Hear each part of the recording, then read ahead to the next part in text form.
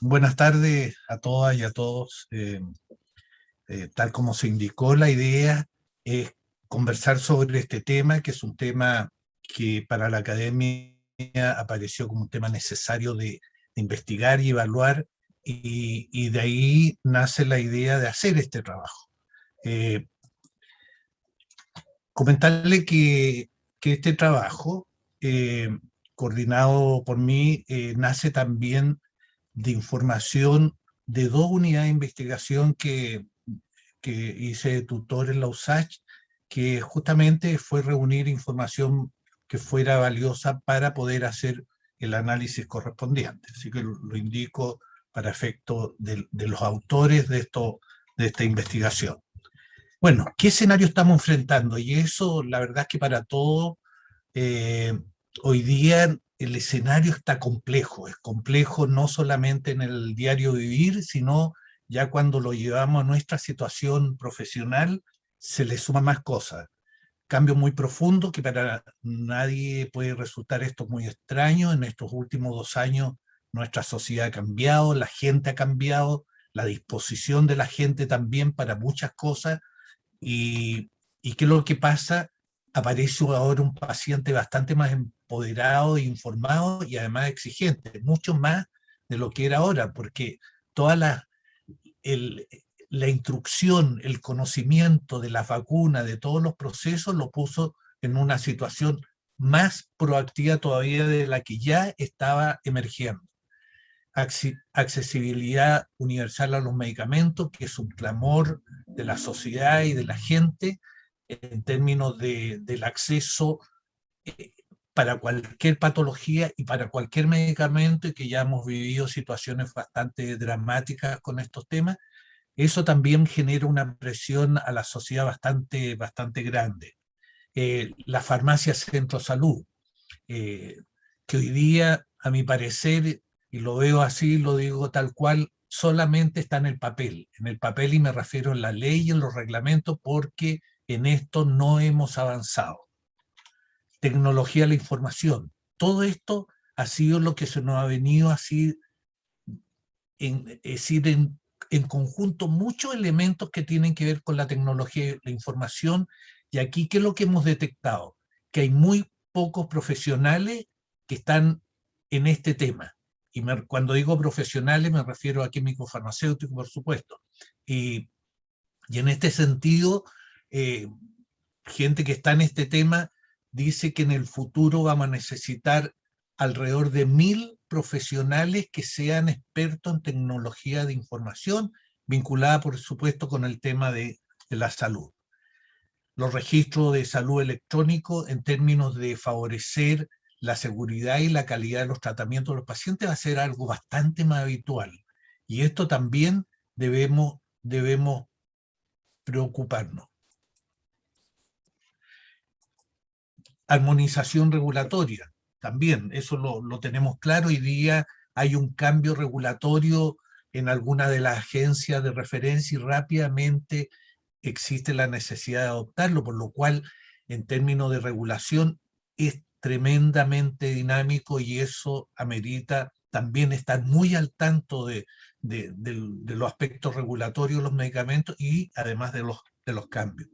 Nuevos medicamentos, la biotecnología, la terapia génica, y ahí en el tema de la biotecnología podríamos hablar bastante rato del tema y todo lo que viene y todas las respuestas que va a dar a las enfermedades, y en especial a las enfermedades raras. Entonces, también es un tema que el farmacéutico, y no solamente el farmacéutico, otros profesionales deben estar muy enterados de esto. Bueno, y fármacos 2, es decir, como del cuento del lobo, ¿no es cierto? Que hace rato ya, que ahora va a ser aprobada, que ya, ahora viene. Bueno, llevamos casi, vamos para los 6 años, y hoy día, el tema central, que sí, todo eso ya está en aprobación de la comisión mixta, todo el tema de la intercambiabilidad y la prescripción genérica, que va a ser el motor de la ley de fármacos. Y eso va a generar un cambio tremendo, los cuales debemos manejarlos adecuadamente. Eh, una vez aprobado este proyecto, que sí yo creo que va a ser ahora, porque lo que está en discusión en Fármacos 2 en estos momentos en la comisión mixta es el tema de los precios. Y ahí no es exactamente una fijación de precios, sí, pero sí un manejo de control de precios, en que el farmacéutico también se va a ver también impactado en esto, porque se habla de un fee de dispensación, que sería parejo para todos los medicamentos. Entiendo que ya hay acuerdo entre el Ejecutivo y la Comisión Mixta, esto que ha estado ya hace varios meses sin que la Comisión pueda reunirse para zanjar esto, y esto al parecer ya estaría listo. Aprobado eso, vamos a tener Fármacos 2 muy pronto. Y eso son no solamente en esto lo que yo he dicho en esta parte, sino tiene un impacto en muchos temas.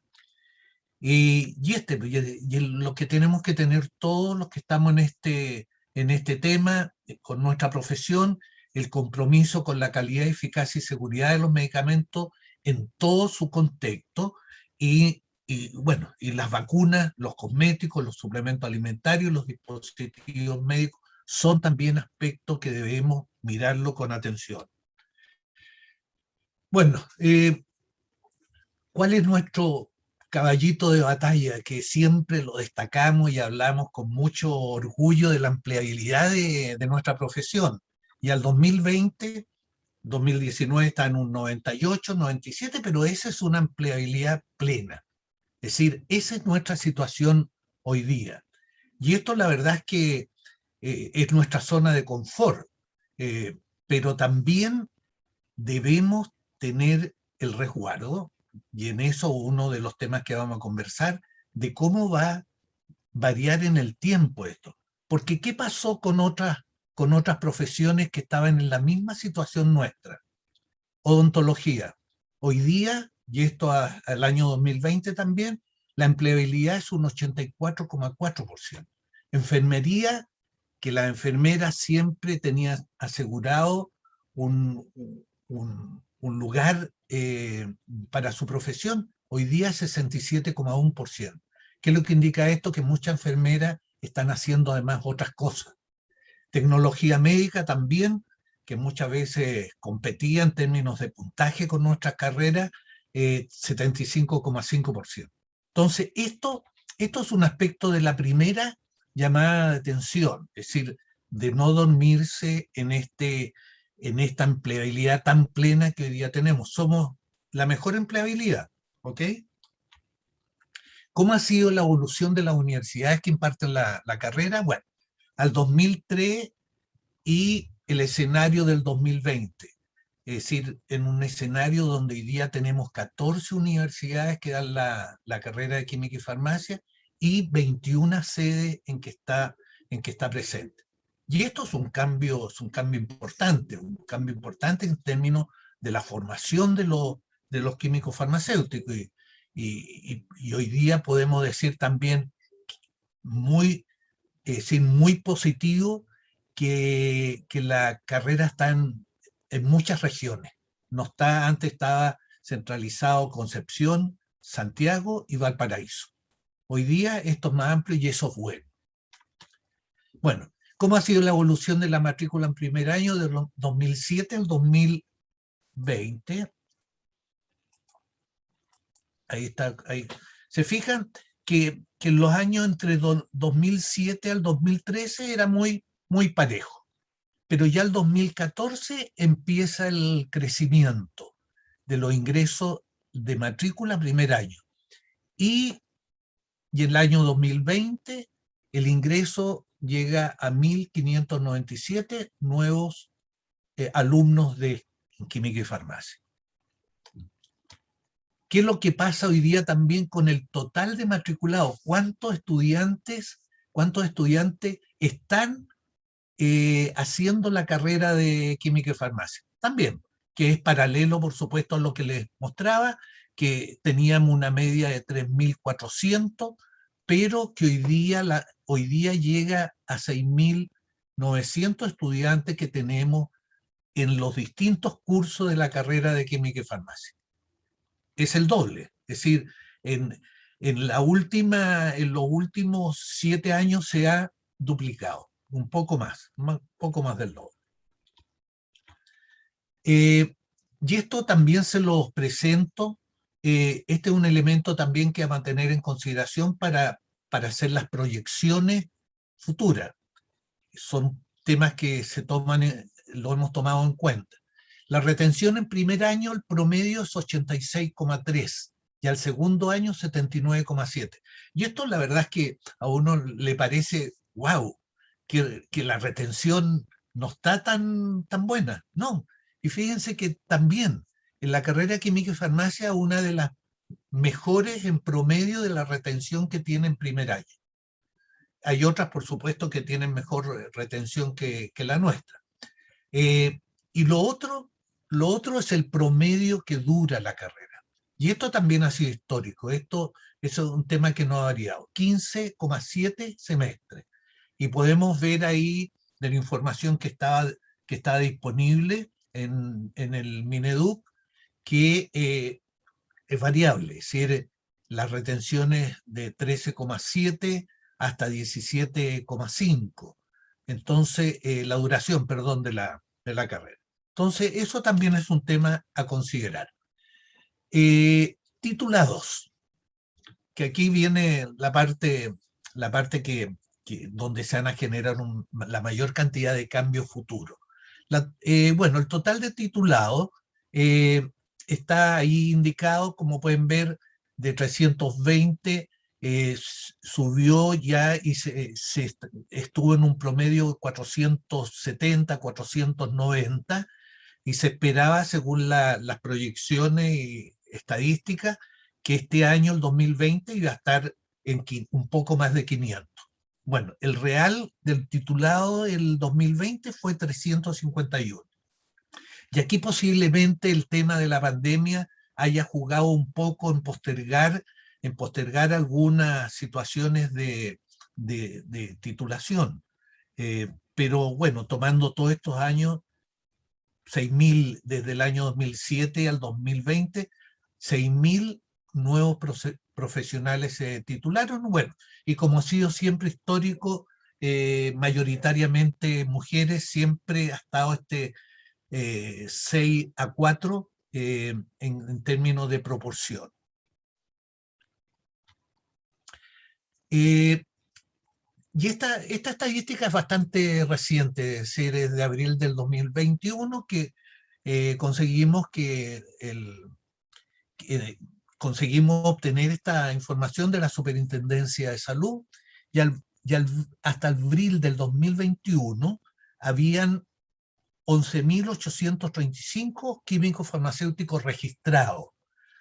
Y este número es bastante real, ¿eh? Porque posiblemente de profesionales ya de un ejercicio de muchos años puede que no estén, pero como las universidades tienen la obligación de mandar esta información a la superintendencia, podemos decir que esto es muy real hoy día. Y esto en el pasado era un tema que nunca sabíamos, siempre estimábamos cuántos profesionales estaban ejerciendo en el país. ¿Y cuál es de lo que yo rescato como relevante aquí? Que más del 50% tienen menos de 40 años. ¿Y por qué lo rescato? Porque es un segmento que está ávido de mayor información y mayor perfeccionamiento, es decir, de necesidad de educación continua. Y bueno, y ahí están el resto está indicado ahí, ustedes lo pueden ver, de los rangos de edad, la cantidad de químicos farmacéuticos. Por supuesto, es la universidad más antigua, la Universidad de Chile, es la mayor cantidad de profesionales que tiene ejerciendo, y todavía hay universidades que aún no tienen profesionales en el mercado.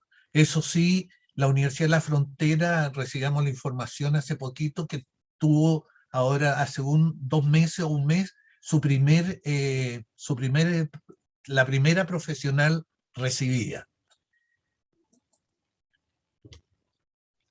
Bueno, y también, que es un tema que nos preguntábamos, bueno, ¿cuántos profesionales extranjeros han llegado a nuestro país? y también en esta información de la superintendencia, que también uno puede filtrarlo, de los 11.835, 1.483 son profesionales extranjeros. De estos profesionales, 402 se titularon en Chile, y esto se habla por la revalidación, 402 de ellos, y 1.078 corresponden a países donde hay convenio de intercambio. Y cuando desglosamos estos profesionales extranjeros, bueno, podemos ver acá que mayoritariamente son de Colombia y Ecuador.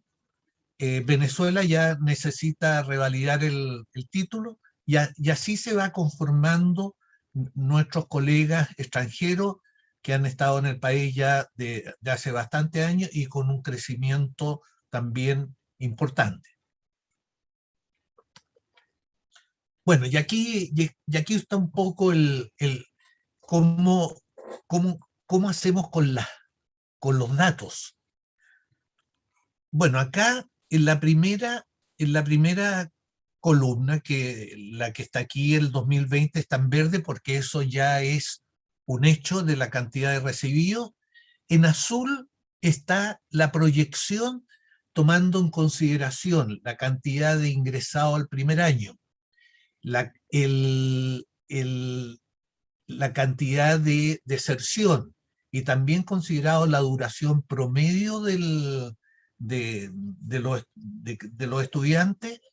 Llegamos a este valor de nuevos profesionales que proyectamos para los próximos años, y donde se va a estabilizar ya en el año 2027 con alrededor de 1.280 profesionales.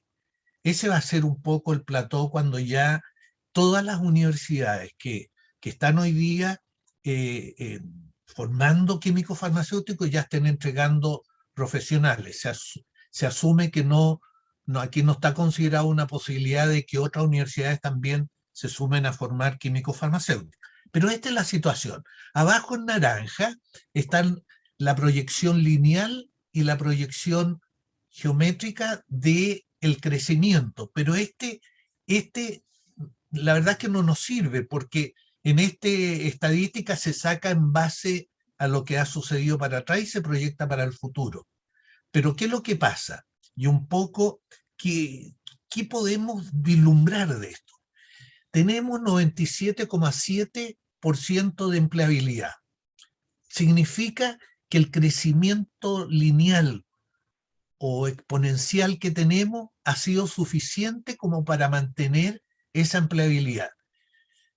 Nos están sobrando, nos están sobrando químicos farmacéuticos que no tengan dónde trabajar. Al contrario, hoy día y este año se ha hecho más evidente porque uno está viendo en los chats que necesitan, que requieren químicos farmacéuticos, pero no es tampoco un hecho que vaya a modificar esto. Por supuesto que hay una posibilidad de crecimiento, que es el crecimiento normal, no solamente a nivel de farmacia, sino de todas las áreas donde se desempeñan los químicos farmacéuticos.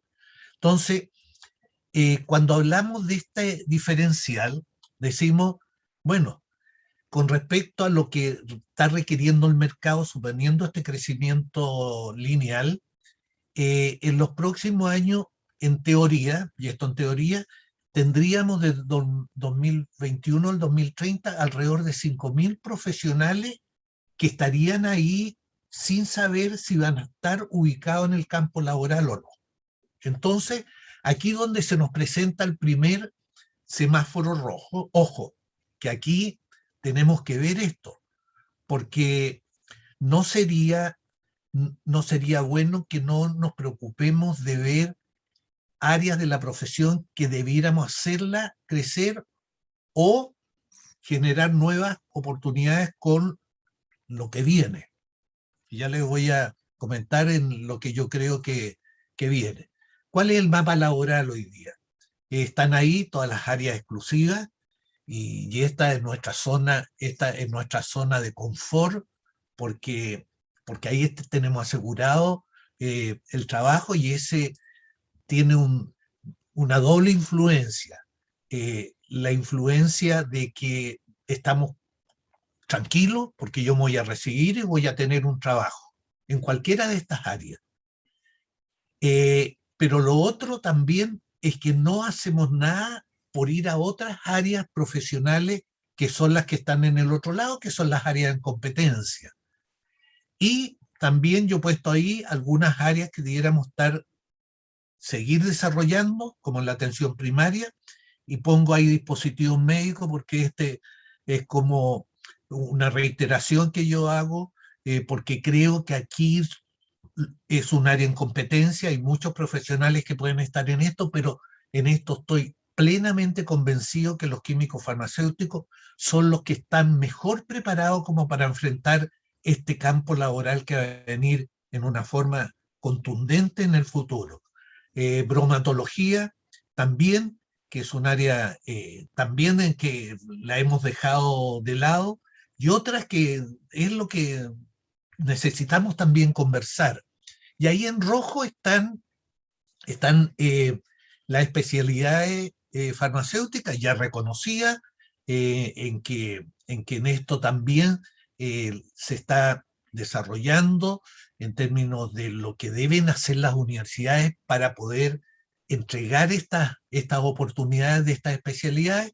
Es un tremendo desafío para las universidades, pero también está la CONACEF, que está en su última etapa de reconocimiento formal del MinSal, en cuanto también la tuición de reconocer especialidades en algunas circunstancias especiales. ¿Ok? Este es nuestro mapa, y es un mapa que es un análisis de un poco la experiencia, pero que es un análisis acotado con un grupo, con los alumnas que ya le contaba, que uno de ellos se acaba de recibir, y la otra alumna está pronto también a recibirse, pero esto amerita un análisis más también, más estricto de cuáles son todas las oportunidades que tenemos. Entonces, a, hablando de este tema, nace esta pregunta, y esta pregunta fue la que nos hicimos. Bueno, la actual formación del profesional farmacéutico y las actividades que existen de postítulo y posgrado responden a la demanda que tienen los profesionales que hoy día están en el campo laboral, y eso vamos a dar algunos antecedentes. Entonces, de esto nace también la reflexión, bueno, ¿qué es lo que tenemos que hacer? Este análisis que ya Carla también nos decía al inicio, bueno, ¿cuál es el recurso humano actual y su crecimiento? Que está aquí está la información. Las áreas a desarrollar en el ámbito laboral, bueno, ahí están algunas ideas. Analizar si la demanda futura de los farmacéuticos estará alineado con el número de profesionales a entregar por parte de las universidades. Y esto es mandatorio, porque por lo menos yo creo que a ninguno de nosotros nos gustaría ver en una próxima presentación que la empleabilidad cayó a lo que han tenido estas otras profesiones tradicionales, a un porcentaje, la verdad es que lamentable. Entonces, y este un poco es mi preferido dentro, bueno, ¿cuál es el farmacéutico? Hay muchas propuestas, pero yo me quedo con el farmacéutico 7 estrellas, que es lo que la OMS nos dijo, y que la FIP en el año 2000 también lo aceptó en su declaración estratégica sobre las buenas prácticas de educación. La FIP está muy preocupada de este tema, y es un tema también que amerita que la Facultad de Farmacia también estén vinculadas con la FIP además. Bueno, y este es un poco que lo conocemos, pero este profesional que necesita un líder, un profesor, porque siempre tiene que estar enseñando, estudiante permanente. Yo veo, y lo hemos conversado, y con el profesor Hernán Vergara lo conversamos, el tema de la situación de un profesional que esté ejerciendo, que requiera estar permanentemente actualizándose y hacer, como es en otros países, una obligación de perfeccionamiento en términos de horas. Es un gestor, comunicador, otra parte, y un profesional que va a tener que tomar siempre decisiones. Y cuidador porque ese es nuestro principal rol. Estamos por los pacientes, debemos cuidar de ellos. Entonces estas 7 estrellas son las que hay que irse colgando en el delantal junto con la insignia porque es lo que tenemos que avanzar. Pero también, a mi parecer, existe una necesidad que las universidades miremos este tema durante el periodo formativo.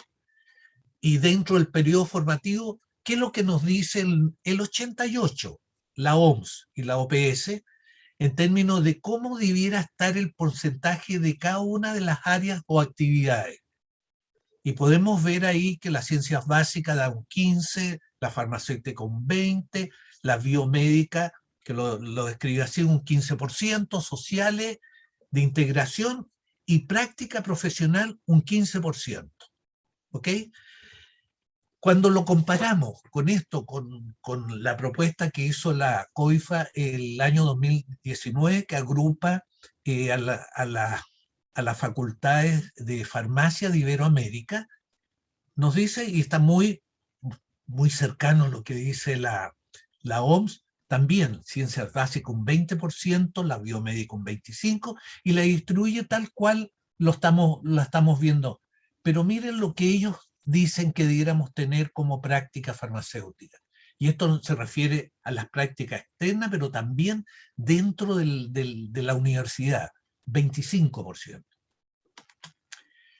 Bueno, en el trabajo, uno de los trabajos que hicimos fue un análisis de todas de las 14 mallas curriculares y las organizamos de la forma que están ahí, que bueno, era tomar una decisión de cómo organizábamos para hacer las comparativas. Bueno, y ahí están las ciencias básicas, ciencias farmacéuticas, ciencias sociales, ciencias de la salud, economía, administración y negocio, las prácticas profesionales, los electivos, orientación profesional y formación general, etc. Y lo distribuimos así. Y la cantidad de asignaturas están ahí y cómo están distribuidos los porcentajes. Entonces, dijimos ya, a ver, comparémoslo con la COIFA, ¿cómo están? Bueno, y ahí están a la vista, es decir, dentro de lo que podríamos considerar que tenemos muchas diferencias, es posiblemente que tenemos una formación en ciencias básicas muy superior a las recomendaciones que da la OMS y la FIP. Y también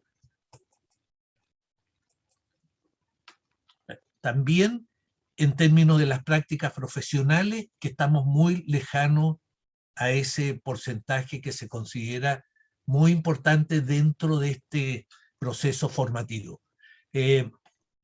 Bueno, se le hizo una encuesta a profesionales, la mayoría con un tiempo de ejercicio profesional sobre los 15 años para arriba, también hubo de menores, pero 243 profesionales encuestados. Y cuando se le hizo esta consulta, por lo cual podían poner más de una opción, qué es lo que llama la atención cuando estamos viendo, bueno, ciencias básicas?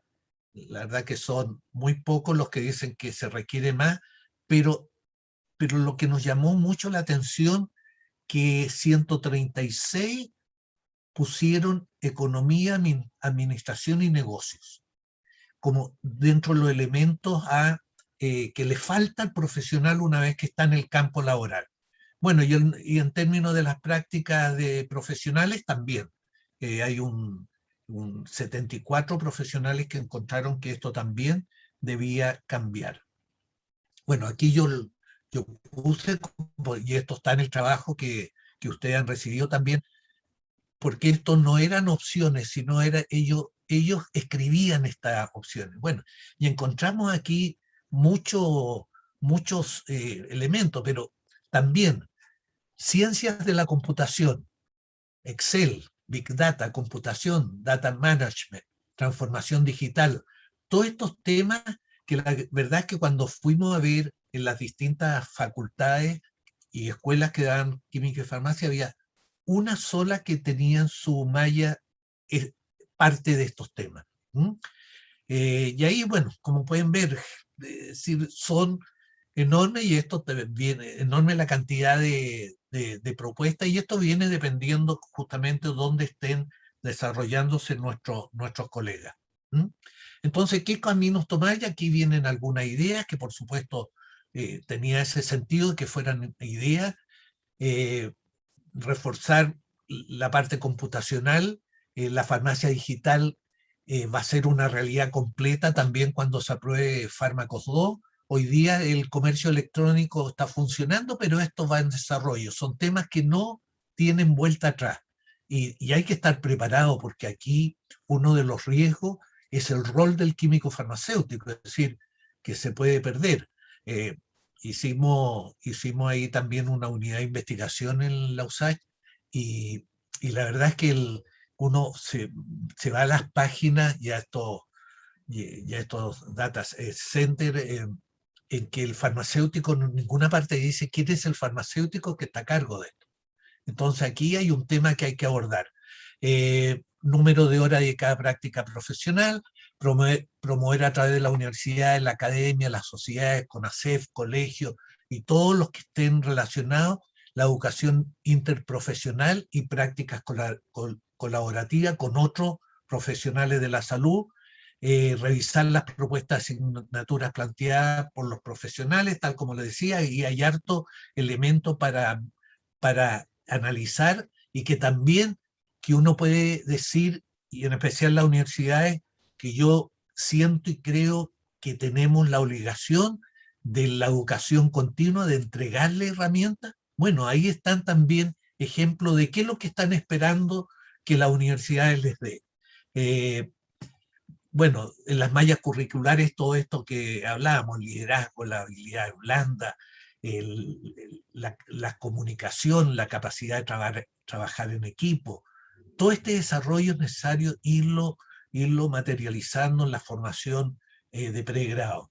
Eh, Asignatura relacionada con dispositivos médicos. Sigo con este tema porque eh, es decir, lo que va a pasar en dispositivos médicos después de Fármacos 2 va a haber una demanda de profesionales en los aspectos regulatorios, y no solamente regulatorios, sino otros aspectos también comercial y de distintos tipos de profesionales ad hoc.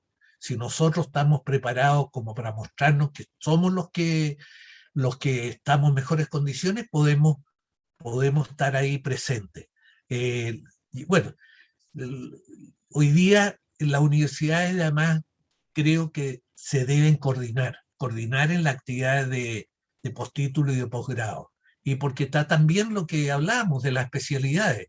Es decir, dar una especialidad no es un tema, y yo pienso que a lo mejor en forma colaborativa también se podría hacer, pero es necesario este aspecto de las especialidades, porque las vamos a tener formales, van a existir becas, y esta hay que, de alguna manera, acceder a ella con profesionales que puedan desarrollarse en alguna de estas especialidades que son altamente demandadas y además que satisfacen mucho. Son áreas, la área clínica, uno ve a los estudiantes y principalmente esa es su área de preferencia. Eh, bueno, abordar la empleabilidad, yo creo que hay que hacer un estudio bastante más profundo en este tema y cómo, eh, y cómo definir las tareas que debemos hacer, integrarse a la FIP, y hoy día que existe la sociedad, bueno, ya están conformados la Asociación de Facultad y de Escuela, que pronto también va a ser una realidad legal. También yo creo que tiene que estar esta agrupación vinculada con el exterior y también con esta asociación de Facultad de Farmacia Ibero-Latinoamericana. eh, bueno, debemos tener una conversación general.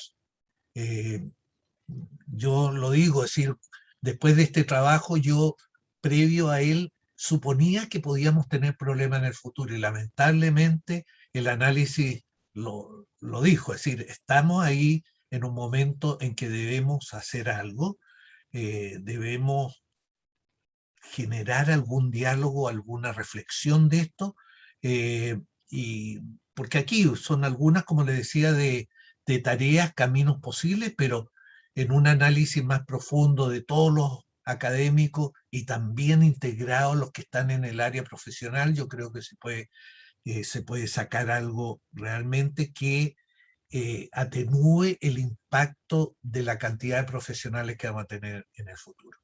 Yo lo digo y lo puse ahí en el escrito, que no nos deje el tren en esta oportunidad, porque la atención farmacéutica que me tocó vivirla como también a través del colegio farmacéutico, dije, aquí está lo que los farmacéuticos vamos a hacer en el futuro, la atención farmacéutica. Y bueno, quedó ahí, quedó ahí. Y hoy día tenemos la farmacia Centro Salud y tenemos que hacerla funcionar como Centro Salud porque lo dice la ley. Y si la ley lo dice, hoy día estamos incumpliéndola, la farmacia de cadena, la farmacia independiente, entonces los servicios farmacéuticos, ahí hay un listado importante de las cosas que se pueden hacer. Así que analicémoslo. Así que eso es lo que quería contarle un poco, transmitirle estas inquietudes a través de la academia, porque estábamos preocupados de lo que podía venir, y este es el llamado. Así que eso sería. Muchas gracias, profesor Morris, por su presentación. Vamos a dar el paso a las preguntas. Les vuelvo a repetir que la pueden hacer a través del chat. Tenemos una pregunta, es que si se consideró el egreso del mercado laboral de los farmacéuticos que jubilan. Sí. Bueno, ese la verdad es que no, ese dato lo buscamos, pero no pudimos calcularlo, porque esta cantidad de profesionales, y teníamos una estadística del 2018 también de la superintendencia, y con esta estadística del 2021 vimos, pero la verdad es que no nos atrevimos a ponerlo si ese era realmente la salida de profesionales por jubilación.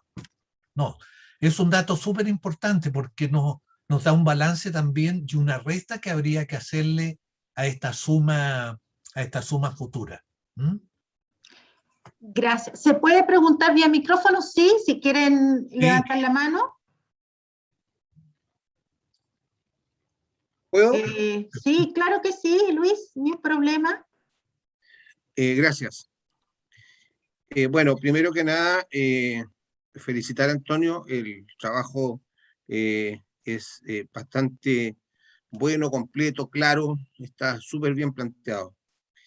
Yo quisiera hacer un par de reflexiones en torno a esto, y es lo que le digo a mis alumnos en clase de manera permanente. Nosotros debemos formar un farmacéutico que no tan solo esté destinado a trabajar en un servicio de farmacia o en una farmacia. Tenemos que ser capaces de formar un farmacéutico que trabaje también en un equipo de salud. Yo trabajo en un equipo de salud, no dependo de un servicio de farmacia y, bueno, tengo la especialidad de cuidados paliativos, entonces, aparte de eso, soy el jefe de mi unidad de medicina paliativa en el hospital.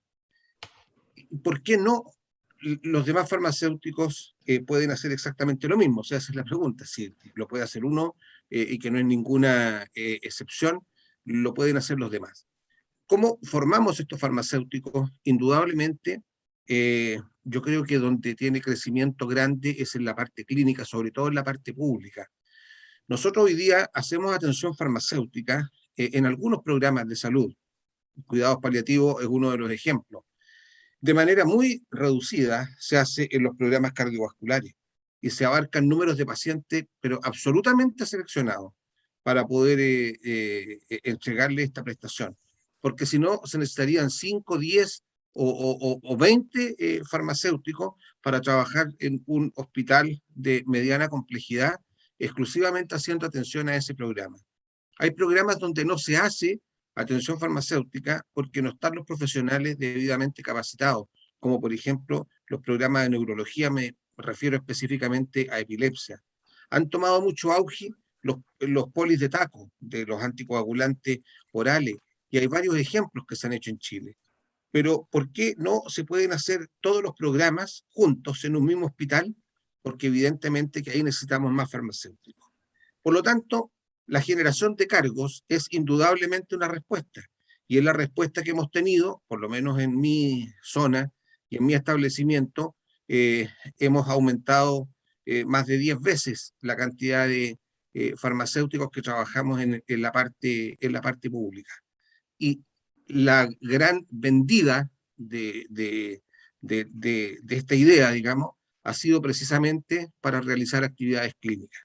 Cuando hablamos de farmacéutico clínico, yo lo saco un poquitito de la función del farmacéutico clínico que está con el paciente crítico, en fin, etcétera. Lo saco al farmacéutico que hace una actividad clínica, dentro de las cuales está evidentemente la atención farmacéutica, la farmacovigilancia en todo su contexto y en los distintos programas de salud. Y para terminar con la intervención, evidentemente que tenemos que reforzar, y esto es un tema, es un desafío transversal para todas las carreras de salud. Yo pertenezco al Directorio Nacional de Cuidados Paliativos en el Ministerio. Estamos proponiendo a todas las carreras de la salud que se tienen que formar profesionales en cuidados paliativos y tienen que tener en pregrado conocimiento de los cuidados paliativos. El envejecimiento de nuestra población no es lo mismo que geriatría, pero el envejecimiento de nuestra población, las enfermedades catastróficas a las que nos vemos enfrentados cada vez más, nos obligan a tener profesionales paliativistas. Y no lo forman, ¿eh? Lo que estoy hablando ni en medicina, ni en enfermería, ni en las otras carreras. Entonces, nosotros tenemos también que recoger este guante, este desafío. Tenemos una tremenda oportunidad. Esos pacientes son dinámicamente muy exigentes con respecto a su farmacoterapia. Presentan fácilmente interreacciones entre los diferentes fármacos. Por lo tanto, estas interacciones tenemos que ser nosotros los que las podamos vislumbrar y solucionar. Yo creo que es ahí donde hay gran parte de las respuestas de lo que acaba magistralmente de plantear Antonio. Perdonen que me haya tomado un poquito más del tiempo, pero es un tema que me apasiona mucho. Muchas gracias, Luis. Pablo, tienes la mano levantada. Adelante. ¿Me escuchan? ¿Deseo Sí. probar?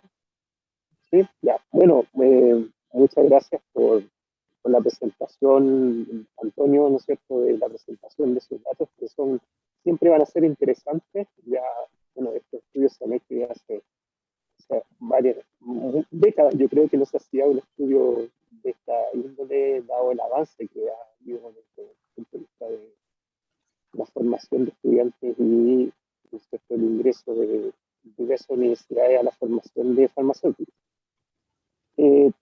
Me llamó mucho la atención unos datos que de alguna parte lo conocemos y yo creo que tampoco nos hemos hecho cargo y que es bueno que se discuta, que es la encuesta de los profesionales. Esa fue la que me llama bastante la atención, de datos COIFA, ¿no es cierto?, que dicen qué áreas, ¿no es cierto?, se debiesen formar, pero cuando se le pregunta a los profesionales, por ejemplo, farmacéuticos, bueno, por ejemplo, la administración, la gestión, casi un 50% dice se necesita en gestión.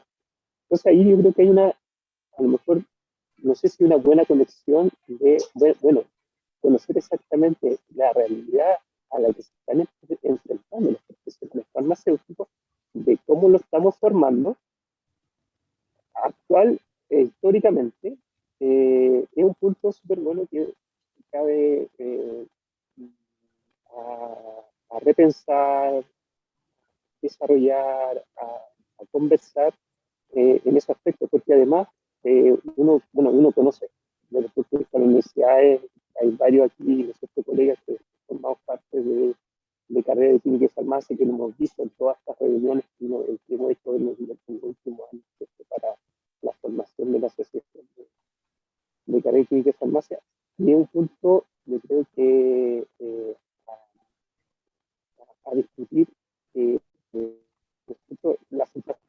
la realidad desde el punto de vista de los profesionales, de la profesión, las necesidades, pero que nosotros bien sabemos que estamos amarrados a normativas muy antiguas, O sea, no me refiero solamente a una normativa propiamente farmacéutica, sino que tiene que ver a la normativa que son las propias universidades. Estamos amarrados de alguna forma a criterios de acreditación que tampoco se han actualizado, yo creo, para dar respuestas tampoco a esos profesionales. Muy bien muestran los datos que también conocemos. La profesión farmacéutica cada vez, yo creo, en los años está llegando más hasta lo que es un profesional real de la salud, como bien decía Luis, ¿no es cierto?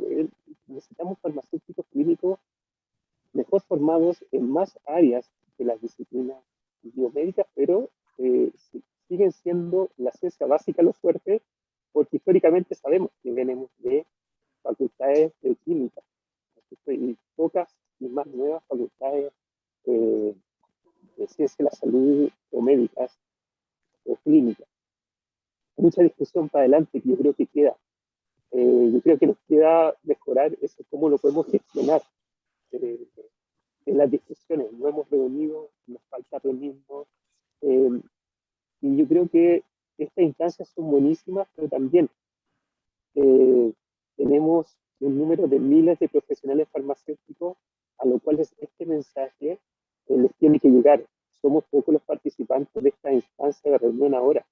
Y tenemos que llegar al resto. Yo creo que la opinión del resto también va a ser súper importante. No sé, esa es mi intervención y se agradece el estudio. Falta, no sé, más información y sí, información que nosotros sabemos y que de alguna forma tenemos que poner en conocimiento para de esa forma ser más óptimos en la adecuación de la formación de los futuros profesionales. Porque faltan áreas que llenar, eso está totalmente claro. Y dándole un aspecto positivo a lo que nos tiene en la profesión. Muchas gracias. Muchas gracias, Pablo, por tu intervención. No sé si hay más preguntas. ¿Alguien que quiera levantar el micrófono? Carlos. Carlos. Perdón, no lo estoy viendo. Adelante, por favor. Carlos, levanta la mano. Adelante. Bueno, primero felicitar a Antonio por el excelente trabajo. Yo creo que es un aporte magnífico. Aunque yo no soy farmacéutico, soy bioquímico,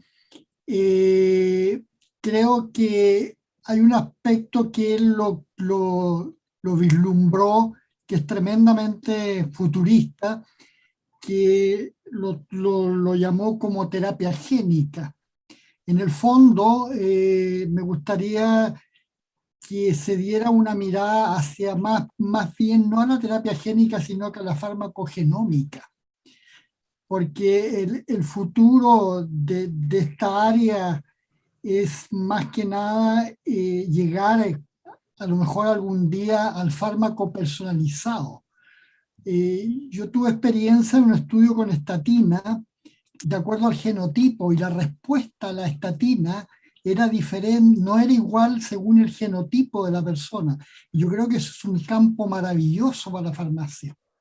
Y se habla mucho de que el futuro en esto va muy promisorio en el sentido más allá de la terapia génica. La terapia génica es cambio de genes, pero la farmacogenómica es el tratamiento farmacológico individualizado, porque todos nos respondemos de la misma manera a un determinado medicamento, porque tenemos un genotipo diferente. Algunos tenemos una mejor respuesta, otros una menor respuesta, otros una mayor toxicidad, otros una menor, y así, de tal manera lo más claro, por ejemplo, se ve en las quimioterapias. Todas las personas no responden igual a una quimioterapia, unas se sienten morir, otras personas no les afecta de tal manera, y eso está comprobado que está determinado por el genotipo. Antonio, primero decirte gracias de parte de la academia, fue un excelente trabajo, y sugerir que de alguna manera se tocara ese tema más allá de una terapia génica o de un énfasis en la biotecnología, abarcar en el futuro la farmacogenómica. Gracias. Muchas gracias por la intervención. Pilar Sánchez tiene levantada la mano. Luego Javiana. Sí, Javiana y la Calita tenían antes, yo... Sí, buenas tardes a todos. Buenas tardes. Yo tenía una consulta, Antonio. Me pareció súper interesante lo que presentó. Llegué un poco tarde a la presentación, pero sí alcancé unas cosas importantes. Me gustaría saber si tiene información respecto a la comparación de las carreras de farmacia que se hizo con respecto a los porcentajes de distribución de las áreas, porque me llama la atención el bajo porcentaje de ciencia básica, y yo no sé si a lo mejor este bajo porcentaje está asociado a un, entre comillas, bachillerato previo donde se vea ciencia básica y luego de eso se ingresa a la carrera de farmacia, o está simplemente reducida la cantidad de ciencia básica que está inserta dentro de la carrera. Porque hay una gran diferencia por lo que vemos en nuestros estudiantes, que si nosotros no tuviéramos la formación en ciencia básica, es difícil construir más arriba el resto de las ciencias.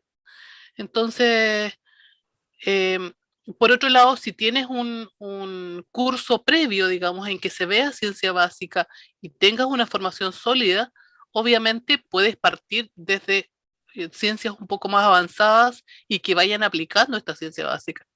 Entonces, no sé si Antonio me puede dar información al respecto o si tiene Bueno, algún tipo de información. sí, Javier, en esta, como te decía, esto emana de una unidad de investigación donde se analizaron todas las mallas curriculares, pero no se consideró si alguna venía o contenía o dependía de un bachiller, no, eso no está considerado. Tomamos las mallas puras tal cual están publicadas, las clasificamos y seleccionamos. Y aquí a lo mejor, y esto lo sabíamos, puede no estar exenta de algún error de clasificación, pero está cercana. Y lo vimos así. Y Javiana, yo comparto contigo el tema de las ciencias básicas y cuál es el equilibrio. Y ese es el punto que yo desde la época de la universidad siempre decía, ¿por qué se fueron y los que desertaron fue por matemáticas? Y decía, pero ¿por qué? Hicimos un estudio en esa oportunidad y vimos que esos mismos estudiantes habían entrado a otras carreras de la salud y le estaba yendo bien. Entonces, es el justo equilibrio, Javiana, que yo creo que hay que sentarse a conversar también, porque yo decía, ¿por qué tantas matemáticas? Pero después, en la parte profesional, también me doy cuenta de mi capacidad deductiva, intuitiva y de desarrollar conceptos que venía de esa formación básica, que tiene un valor, pero lo que yo digo, en el justo equilibrio. Claro, te voy a sí. compartir, Javiana, la información. Ya, ¿Okay? perfecto, muchas gracias. Igual, yo creo que también un poco comentando al respecto, es importante considerar que esta ciencia básica, si no está, como les decía yo, es imposible ir construyendo más adelante, pero por otro lado, estamos con lo que teníamos, el requerimiento que teníamos previamente de las acreditadoras de las carreras de farmacia, que nos solicitaban acortar la carrera. Entonces, ¿cómo acortamos la carrera sin dejar a nuestros estudiantes con partes importantes fuera de la formación? Porque nosotros hemos hecho todos los cálculos, hemos hecho todo el Tetris nuevamente y no logramos acortar la carrera. Pero sí, Javiana, que no está ahí, no sé si también en el escrito está la cantidad de semestre de cada una de las carreras. No son todas iguales, la cantidad de asignaturas no son todas iguales, porque además se viene esto, lo del perfil de cada universidad que le da su correspondiente profesional. Así que, eso, como te digo, son temas de analizar. Cantidad, calidad, cuál es el balance, ese es el punto, porque yo entiendo que el estudiante que llega a primer año y lo que va a pasar ahora, estos años, producto de todo lo que ha pasado con la pandemia, olvídate, ese problema, Javiana, se va a aumentar. Aumentar en que para poner a los cabros ahí en línea va a ser complejo. Muchas gracias. Muchas gracias. Carla, ¿tienes la mano levantada? Hola, bueno, buenas tardes para los que llegaron después. A mí lo que me preocupa es, porque alguna vez lo hemos discutido en la universidad, en que la malla se va convirtiendo como en un arbolito de Pascua, entonces vamos agregando cosas, y se puede extender la carrera, ¿no es cierto?, lo que hablaba Antonio de 10 semestres, 12 semestres o más. Entonces, ¿cómo llegar a ese justo equilibrio en que podemos incorporar cosas, pero también limpiar un poco la malla, porque si no, la carrera sería muy larga? Entonces, yo creo que ahí la asociación de facultad y escuela de química y farmacia, cuando empieza a funcionar de lleno y sea aprobada, estando todos los jefes de carrera, yo creo que ahí se puede llegar a lo mejor a algún tipo de consenso, a algún equilibrio, pero eso es lo que a mí me preocupa, porque como aquí anoté todas las cosas que mencionaron. La gestión, por ejemplo, es importante, la farmacogenómica, especialista en cuidados paliativos, te fijas, pero si vamos agregando, entonces, es cierto, hay cosas que se pueden dejar en el pregrado y otras cosas que también habría que discutir para la educación continua, es decir, para el postítulo, ¿no es cierto?, y para el posgrado, que también habría que modificar ahí y ofrecer esas especialidades. Porque si no, sería el arbolito de Pascua, se nos va a caer por tanta cosa que le vamos a ir colocando. Entonces, eso también habría que plantearlo. Y lo otro que también me preocupa, perdonen que sea un poco, no sé, como que veo las cosas más malas, lo que me preocupa a mí es cómo conciliar eso con los distintos perfiles de cada una de las facultades. Quizás tendríamos que armar un programa como básico del farmacéutico y después especialidades. No lo sé. Por eso planteo la pregunta acá: ¿qué pensarían ustedes, que en una misma carrera salieran especialistas o lo dejamos para el postítulo?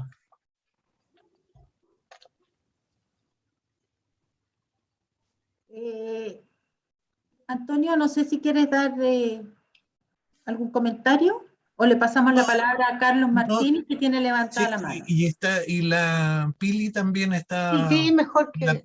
La Pili estaba antes y después Carlos. Sí. Ya, Pili.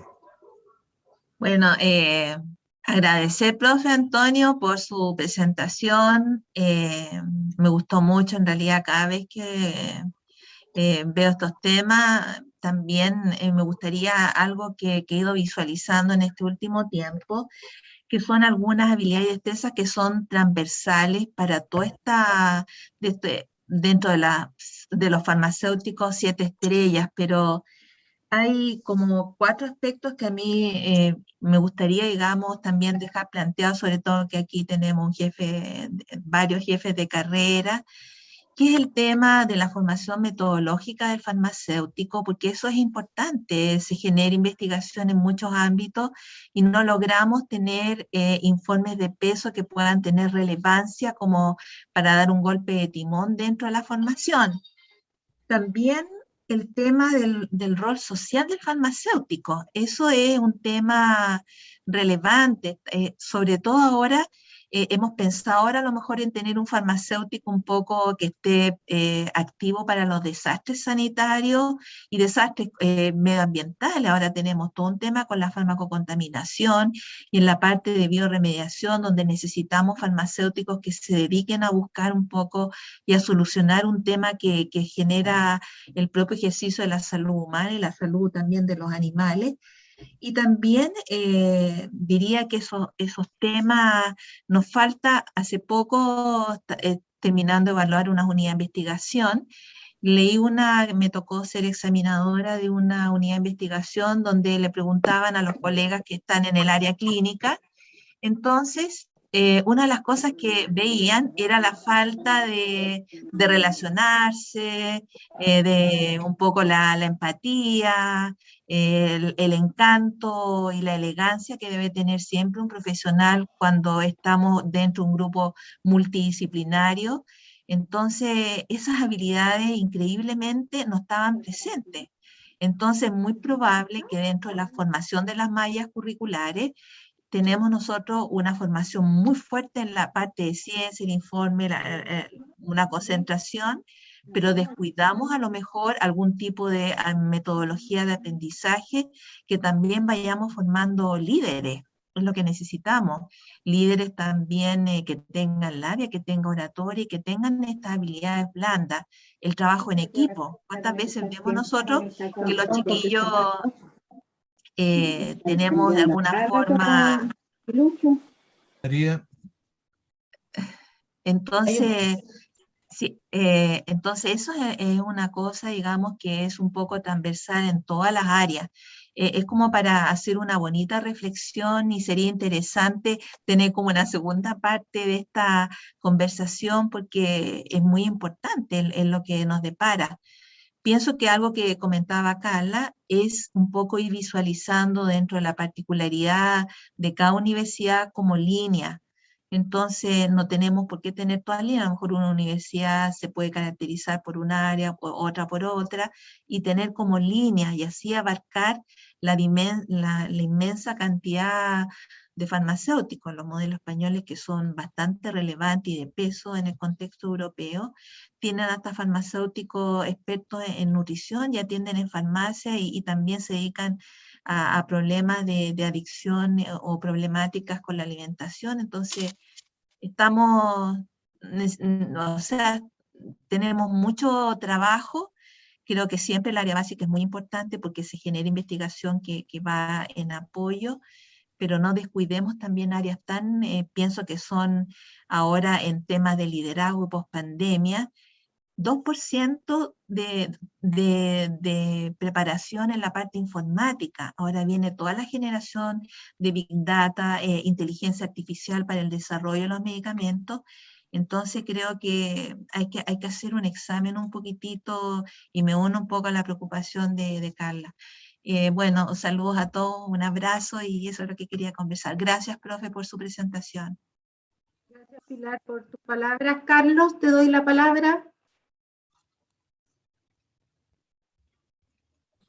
estás muteado. Ahí sí se escucha, ahí sí. Sí. Bueno, muchas gracias, Antonio. Creo que, bueno, nosotros profesionales basados en la evidencia, ¿no es cierto? Obviamente que tenemos que dejar por escrito la fotografía actual, y eso siempre se va a agradecer, así que es súper importante tener estos datos, tener esta conversación principalmente. Entrando directamente a lo que quería comentar, primero, me preocupa, hace 12 años yo trabajaba en áreas de reclutamiento de químicos farmacéuticos, y me preocupa ver en la presentación, Antonio, que muchas de las cosas hace 2 años ya estaban, y 12 años después siguen estando donde mismo. En ese contexto, en estos días escuché la frase, hay que modernizar la malla. Y resulta que cuando se habla de modernizar la malla, empezamos a buscar algunas cosas que no estaban, que no están hoy en día, y nosotros las vemos muchas veces así como futuro, y cuando empiezo a revisar publicaciones, esto en otros países estaba el año 2004. Y me refiero, por ejemplo, a la telefarmacia, que es algo que la pandemia nos puso enfrente, ¿no es cierto? Y muchos empezaron a desarrollarla con algunos problemas. Entonces dijeron, oye, modernicemos la malla, y vuelvo a insistir, o sea, 2004, 2021, y como país Chile, ¿no es cierto? Encuentro algunos trabajos importantes que se habían hecho, pero que son incipientes. Entonces, cuando hablamos de modernizar, modernizamos en función de lo que viene, en función de lo que está y no hemos implementado, ¿no es cierto? Y es un tema, vuelvo a insistir. Las competencias que decía Pilar, que están relacionadas, ¿no es cierto?, con el uso de las tecnologías de información. El año 2004 yo hice mi tesis de grado en capacitación y learning. 2004. Y en 2006 yo escuchaba y decían, oye, los celulares van a servir para capacitarse, y resulta que empezamos a utilizar ahora de un día para otro, pasó a ser el Zoom, pasó a ser el Teams, ¿no es cierto? Y otras Meet, ¿no es cierto? Por mencionar algunas. Y resulta que de pronto revisamos y nos dicen, oye, esas son las competencias de profesionales del siglo XXI. Estamos ya en el 2020, ¿no es cierto? Y modernizar las mallas tendría que ser algo, para mí por lo menos, un trabajo que debiera ser tomado para ahora ya, ¿no es cierto?, de parte de la academia. Yo ahora formo parte de la academia, y como tal creo que ya es una labor nuestra el tomar estas cifras que mencionaste tú, Antonio, y pensarlas, ¿no es cierto?, con una proyección del profesional del siglo XXI. Competencias de comunicación, por ejemplo, como decía también, me sumo a las palabras de Pilar, que también hemos conversado sobre el tema varias veces, y que obviamente son necesarias. Cómo se expresan los nuevos colegas frente a las personas que atienden en distintas áreas. Y resulta que muchas veces nos caemos en algo tan simple como la corporalidad, el lenguaje no verbal. Y eso limita nuestra proyección profesional hacia la sociedad en un detalle. O sea, insisto, estoy mencionando algo que puede ser muy desarrollable y muy trabajable, ¿no es cierto? Pero vuelvo a insistir, hoy en día creo y rescato, ¿no es cierto?, a partir de esto, Antonio, la modernización de las mallas. Y con requerimientos, o sea, manteniendo los equilibrios. Esa conversación yo creo que está hace años, ¿no es cierto? Y siempre se busca, cada vez que se hace una reforma en la malla de cualquier carrera, se buscan los equilibrios. No quiero entrar ahí porque finalmente es una discusión que siento que cada universidad debe tener, y sería muy largo. O sea, tendríamos que hacer, yo creo que una reunión extensa solamente para discutir el tema de los equilibrios. Pero quiero dejar sentado este tema, modernizar las mallas, enfrentar las realidades de hoy, ¿cierto?, pensando y proyectándolas hacia el futuro. Y mirando también un poco hacia afuera, que hay cosas, por ejemplo, lo que decía Carlos Calvo recién, respecto a la farmacogenómica, farmacogenética, pero eso ya está. Hoy en día ya está en desarrollo, o sea, estamos llegando a placer, por decirlo de alguna forma, y tenemos que preocuparnos de estar ahí, avanzando, ¿no es cierto? Y nuevamente, equilibrio, pero siempre mirando hacia el futuro y proyectando en dónde estamos hoy en día. Perdón lo extenso, si es que fue extenso, así que, pero por lo menos eso quería comentar respecto a la... Así que súper buena la foto, Antonio, estuvo bien el trabajo, te lo agradezco mucho. Gracias, Carlos. Le voy a dar por último la palabra a Luis. Bien cortito. Yo creo que todos hemos apuntado más o menos hacia exactamente lo mismo. La única reflexión que yo quiero dejar es que nosotros tenemos que ser capaces de ofrecerle al resto de los profesionales del equipo de salud una cuestión que sea novedosa y que sea complementaria con el resto de las acciones. Así como es la farmacogenómica que propone Carlos, absolutamente de acuerdo. Incluso la tuvimos en la última jornada de cuidados paliativos, a una colega de la Universidad de San Sebastián hablando de farmacogenómica, y fue una revolución para todos los médicos, enfermeras, el resto de la gente que estaba escuchando, porque en realidad a algunos les hablábamos en chino, incluso les puedo comentar, y que pensemos cuál es realmente nuestro aporte. Nuestro aporte es haciendo clínica, entregando la farmacovigilancia en el amplio sentido de la palabra, los conceptos de farmacogenómica. Cuando se hace una modificación de malla o como se vaya a hacer una modernización, un estudio de cargas de la malla, es evidentemente viendo qué esperan los demás de nosotros, qué les podemos vender a los demás para que los demás nos consideren como parte del equipo y no como un ente profesional que está dentro de un hospital, en un CEFAM, en fin, etcétera, haciendo más bien labores de contralor o de proveedor de fármacos y no una labor clínica dentro del equipo. Mi opinión, resumiendo un poco lo que han dicho, creo que eso es lo que por lo menos en lo personal me ha abierto un campo dentro del equipo de salud que ha sido importante. Bueno, muchas gracias, Luis.